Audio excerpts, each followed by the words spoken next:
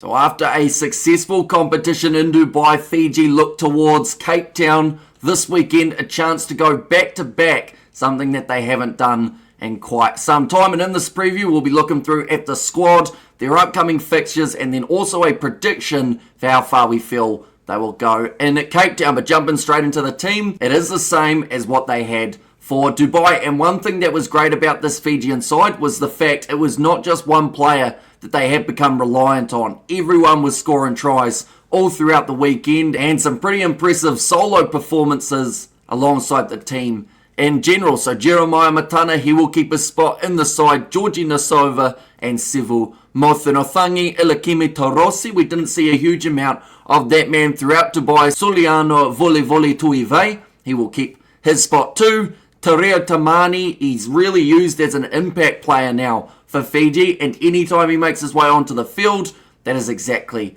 what he can do. Bring that impact, help take them to that next level, and there were multiple times where he looked like he was either going to score or was going to be able to set someone else up. Filippo Bukayaro, Felipe Saturanga, I think a little bit of an unsung hero for the Fijians. He had some outstanding games, including a couple of those playoff matches, which were must-wins for Fiji. Kavakini, Tani Vanuakula, he did make some pretty good impact for the Fijians throughout Dubai. And George Balsi, he was on debut last week. Vuiviwa Nadovalo scoring the last-minute try up against the French, which helped confirm Fiji's spot moving forward. And Ioane Teba, the last man in this Fijian squad. So, like I said, no changes in that department, but there has been a change in terms of who they will be playing in the pools. And also there's been a change in the pool format. Now only 3 teams in each group. Dubai, it was 4. Now we've got 3. So in the Cape Town Sevens group stage, Fiji have got themselves Uruguay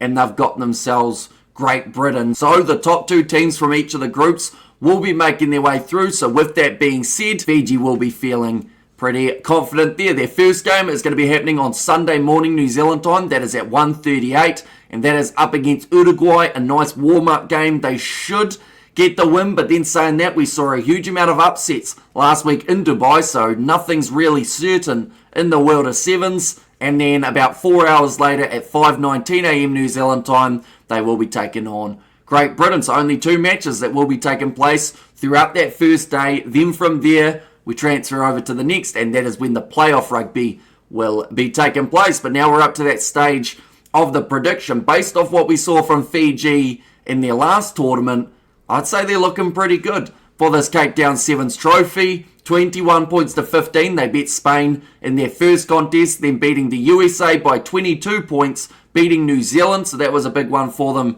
21 points to 12, beating the French by 2. Beating Argentina by 22 in a semi-final is something that not many people predicted. But if you were to look at that game and the way that Fiji played, you'd say they'd be unstoppable. For this week, they were dominant from start to finish. And then in the final, up against one of the more unlikely sides that they would find themselves up against. It was a match between Fiji and Spain. And just like the opening game of the competition for the Fijians, they were also able to win it 19 points to 5. So they are at the moment on a 6-match winning streak for Fiji, which is fantastic to see. And this was also their first gold medal in a League of Sevens in an incredibly long time. I don't believe they got themselves even one last year. They hardly made it to a final, and this year it does seem to be completely different. So jumping into the prediction, I'm going to say we're going to see Fiji in the final. It's just more of a question from there whether or not